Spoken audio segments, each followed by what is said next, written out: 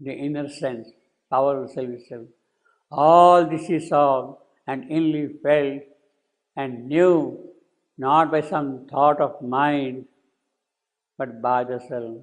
A light not born of sun or moon or fire, a light that dwelt within and saw within, shedding an intimate visibility, made secrecy more revealing than the word. That light makes it open than the word can describe. Made secrecy more revealing than the word. Our sight and sense are a fallible gaze and touch, and only the spirit's vision is wholly true. That is what Savitri is having now. A light not born of sun or moon or fire. This is straight from the Upanishad, this line. That line appears in three Upanishads. Katha Upanishad, Mundaka Upanishad, and Shvetashara Upanishad. This verse is Na tatra suryo bhati, na chandra tarakam, nema vidito bhamti, kutoyam agni, tameva bhanta manubhati, sarvam tasya bhasa sarvamidam vibhati. Na tatra suryo, na tatra suryo, na chandra tarakam, moon, na agni. Well, here not put one more here, but here the Shaman's own translation is, there the sun shines not. Of the sloka. Na tatra suryo bhati, na chandra tarakam, ne ma vidito bhamti, kutoyam agni. There the sun shines not, there the moon shines not, there the stars have no luster at all. And how can Agni burn there? There the sun shines not, and the moon has no splendor, and the stars are blind. There these lightnings flash not, Vidyuta, lightnings flash not. How can then shall burn this earthly fire? In that place, how can this earthly burn? All that shines is but the shadow of His shining. All this universe is effulgent with His light. Na chandra tarak, na tatra suryo bhati, na chandra tarakam, nema vidito bhanti, kutoyam agni. A light not born of sun or moon, not fire. Means this terrestrial life, material life, they cannot shine it down. A light that dwelt within and saw within, shedding an intimate visibility, made secrecy. But what light? The light not of born of sun and all that thing, but the light which is within, shedding an intimate visibility, made secrecy more revealing than the word. Our sight and sense are a fallible gaze and touch, and only the Spirit's vision is wholly true. Now, all this is very true, has to be true, is absolutely true. When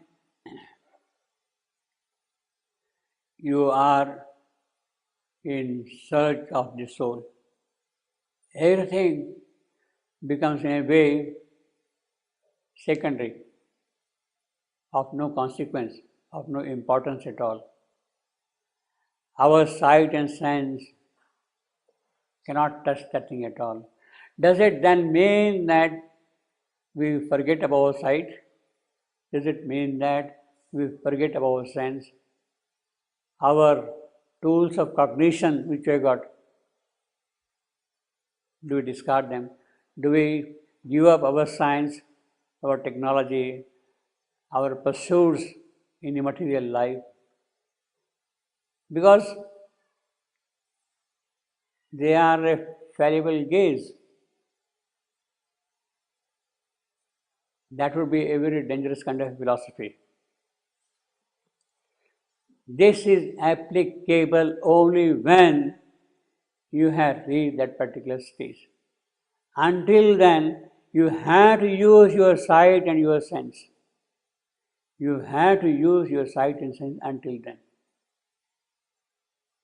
Don't give up sight and sense too early.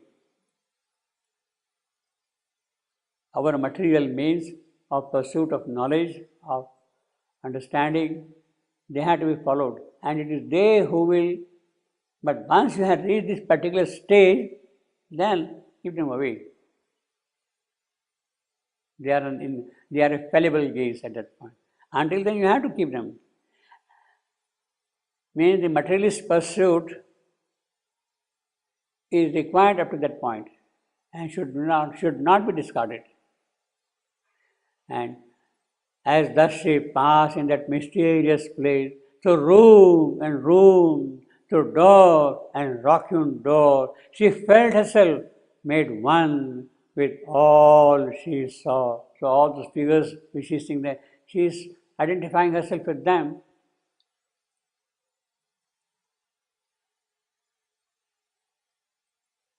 And what identity?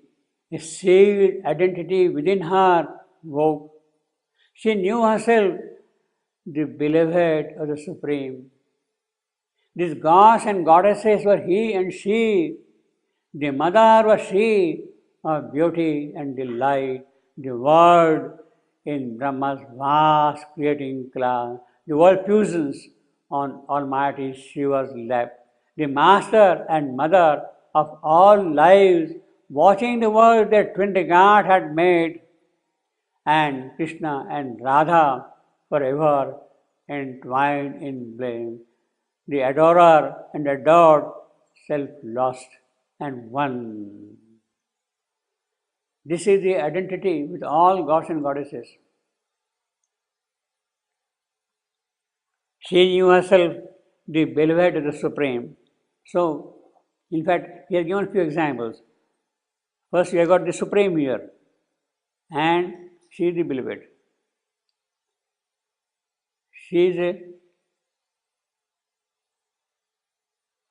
We have got here gods and goddesses. We have got he and she. We have got Brahma and Word. The Creator, Word, his consort, Saraswati. In clasping each other. The world fusions, Parvati and Shiva. So she is Brahma and his consort, Saraswati. Parvati and Shiva. Master and mother. So she is Shiva and world fusion. She is master and mother. She is Krishna and Radha. She is adorer and adored. She is Vishnu and Lakshmi. She is Brahma and Saraswati. She is Shiva and Parvati. So she is, in other words, both the aspects of the person, of the presence are there. Presence and power. That is a constant theme which appears in Savitri at many places. Constantly there. You can call it self and nature. You can call it being and force working. So this is the twin aspect of Shiva and Shakti working together in different ways for different purposes. Now there is of course a difference in all of them, all these twins. She is Word and she is Brahma. She is seeing them one.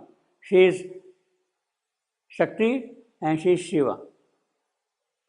Now, they are not all the same. Brahma has his own quality. Shiva has his own quality. Vishnu has his own quality and function. There is a kind of uniqueness of each god doing certain thing. In the tradition of the triune, of the three gods, three Murti, Brahma, Vishnu, and Mahesha, one is the creator, one is the sustainer, and one is the destroyer. And their counterparts, their Shaktis, they are operating constantly. So she sees now, Savitri says, yes, I am here, I am here, I am here, I am here. But who is Savitri finally here? Krishna and Radha, the beloved, the sweet relationship of the two. But among these, who is Savitri? Who is the counterpart of Savitri? She knew herself the beloved. All of them are there. She is the beloved of the Supreme. She is the Word. She is the world puissance. She is the mother. She is Radha. She is adorer. All of them. Now, generally, identity or oneness is a spiritual experience. It is a spiritual experience. Means when you are doing yoga, climbing up plane above plane, then you experience the self and the counterpart as one. This is a spiritual experience. But what is happening here in the case of Savitri is that she is getting the spiritual experience in her inward occult journey, which is something different. In other words, the spiritual experience is joining, in this case, in the case of Savitri, with the inner experience. You see all that, but you don't see the spiritual vastness in that kind of thing. Spiritual vastness is elsewhere, cosmicity. She is getting that thing here. In the last chamber on a golden seat, she is one sat whose shape no vision could define. Only one felt the world's unattainable found, a power of which she was a straying force. So she sees a power there, divine power there, an invisible beauty. So she is power, she is beauty, she is sun of which all knowledge is a beam, a greatness without whom no life could be. Thence all departed into silent self. Silent self. This is a pure spiritual experience, not the experience of the inner type. And all became formless and pure and bare. So all these forms we have seen, all the forms have disappeared. Nirakara, Nirupa, they have become. And all became formless and pure and bare. Then, through a tunnel dug in the last rock, she came out where there shone a deathless sun. A house was there, all made of flame and light, and crossing a wall of doorless living fire. So you got the firewall, she's crossing that thing. Doorless living fire. Just suddenly she met her secret soul. She was told, go like this, like this, like this, and there she is meeting her secret soul. Now you have got here very picturesque description, and thus she passed in that mysterious place through room and room, through door and rock-hewn door. You can imagine now how she is going from courtyard to courtyard, courtyard to courtyard. In big temples you have got that kind of a thing. Ultimately you go to the inner part of the temple. You go then after that sanctum sanctorum, Garbhagraha, where nobody can enter. Through door and rock-hewn door, she felt herself made one with all she saw. Now we have a very beautiful description of this from door to door, knocking on door, she's passing, my mother. What is the liberation of the psychic being mean? Because one has a feeling. This is a feeling one very often has in the beginning of the sadhana. I hope we have. But of course, she is qualifying that thing, beginning of sadhana. So if you have begun our sadhana, then we can have that feeling. If you have not begun the sadhana at all, that question doesn't arise, you see. That the psychic being is as though shut up in a kind of hard shell, a prison. And that this is what prevents it from manifesting outwardly and entering into a conscious and constant relation with the outer consciousness. It is shut there. One has altogether this feeling that it has as though enclosed in a box. It is as though enclosed in a box, the psychic being. Mother is very picturesque.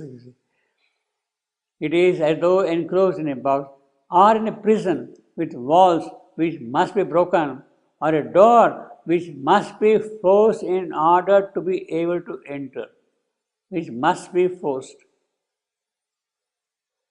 It is there.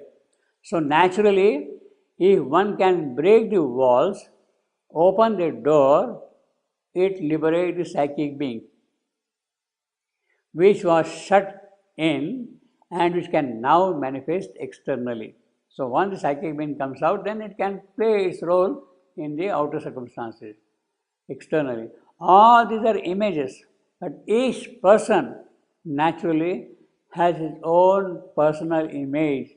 So the way in which I go to temple, this thing, that thing, I got my own. Each one has his own image. But each person naturally has his own personal image, his personal method with small modifications.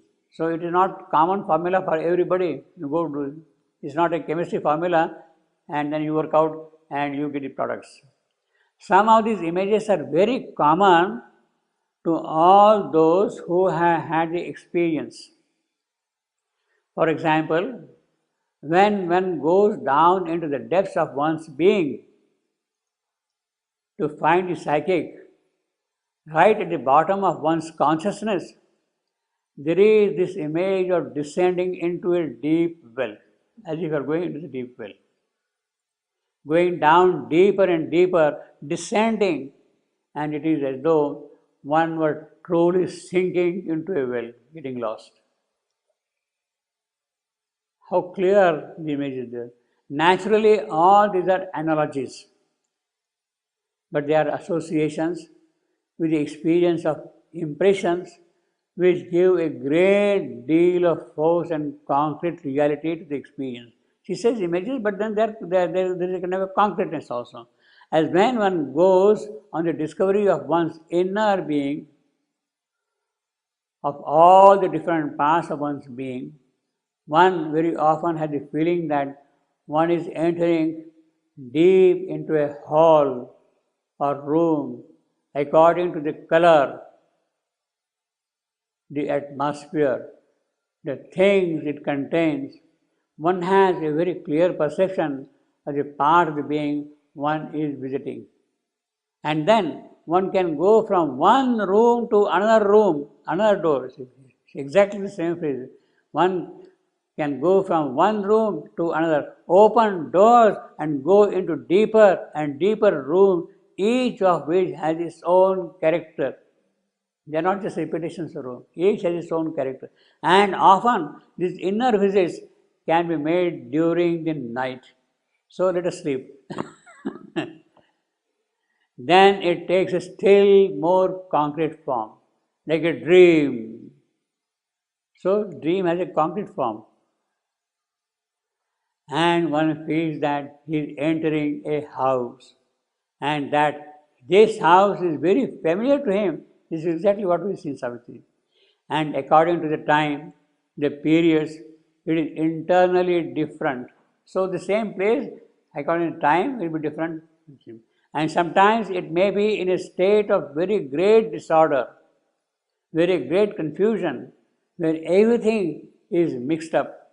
Sometimes there are even broken things in that room. It is quite a chaos. At other times, these things are organized but in their place, put in their place.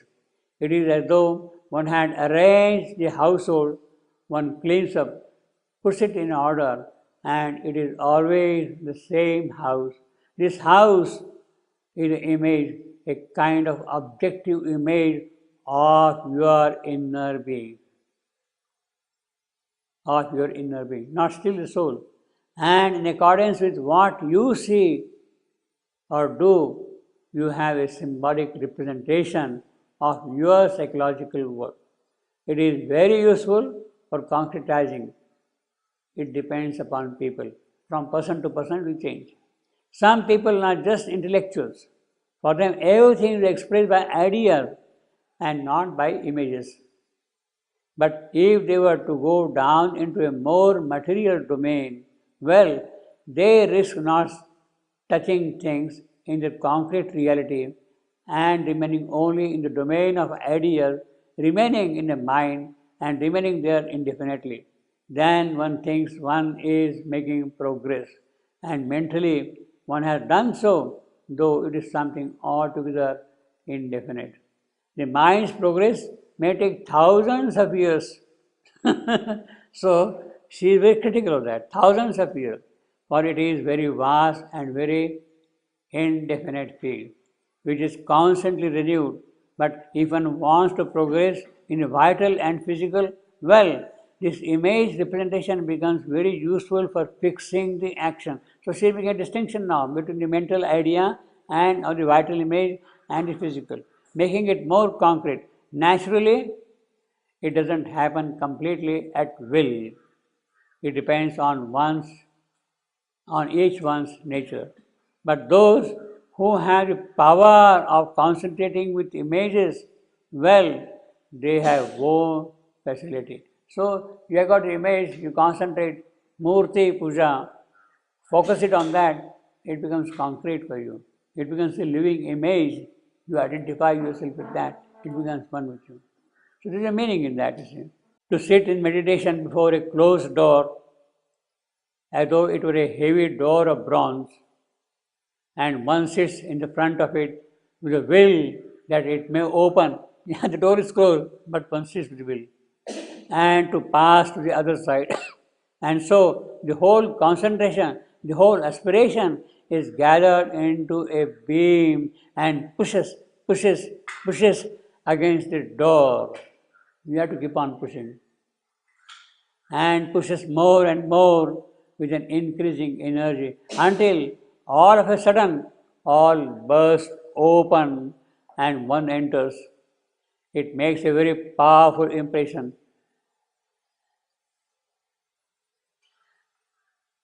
And so one is as though plunged into the light, and then one has the full enjoyment of a sudden radical change of consciousness with an illumination that captures one entirely, and the feeling that one is becoming another person. One is becoming another person.